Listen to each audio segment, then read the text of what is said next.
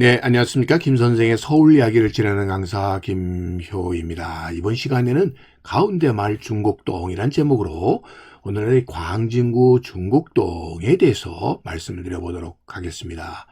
자, 이 광진구 중곡동은 아차산과 용마산 자락에 위치하고 있는 대표적인 서울의 주택지역에 해당이 될 텐데요.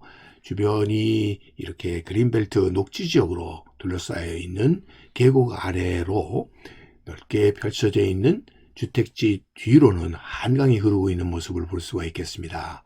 자, 이 중곡동의 유래를 찾아보게 되면 이 아차산 서쪽 기슭에 위치한 중곡동으로 능동과 면목동 중간에 있는 마을이다라고 해서 가운데 말, 간덴말 이런 말이 또 한자로 바뀌면서 가운데 중자와 계곡을 쓰는 가운데 계곡이라는 의미의 중곡리로 유래됐다라고 보시면 되겠습니다. 자, 그래서 이 광진구에서 가장 넓은 지역을 차지하고 있는 이 중곡동은 동쪽으로는 용마산, 아차산 능선을 경계로 해서 경기도 구리시가 되고요. 북쪽으로는 동대문구 면목동과 인접해 있습니다. 중곡동 지역은 일제강점기에 백시대 돌방무덤 2기가 발굴이 되어서 갑분 혹은 을분 이렇게 명명이 되기도 했었던 지역이 중곡동이 되겠습니다. 여러분들 가운데말, 간덴말 이런 말이 비슷한 의미로 쓰여져 있는 것이 지금 답심리에 있는 간대매 공원이라고 한번 설명을 드린 적이 있는데요.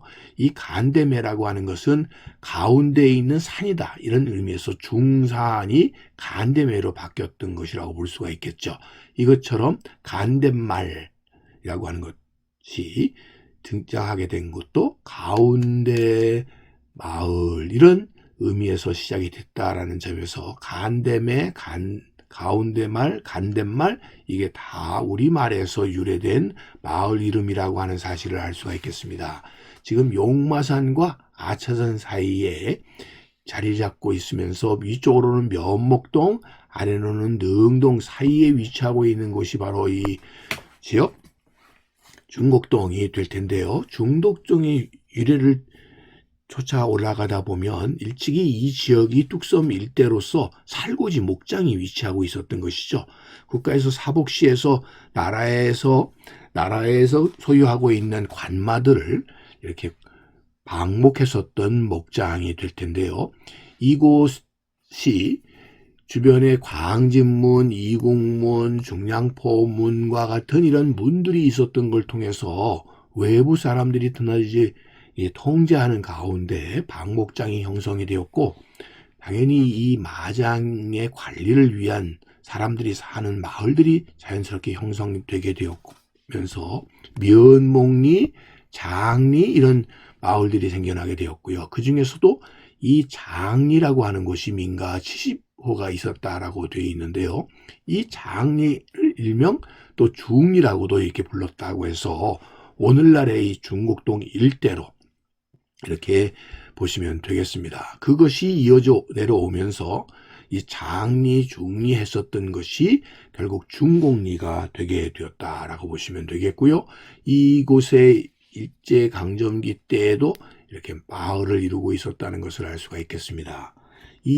이것이 이어져 내려오면서 결국 이것이 중곡으로 이렇게 자리를 잡게 되었다고 보시면 되겠고요.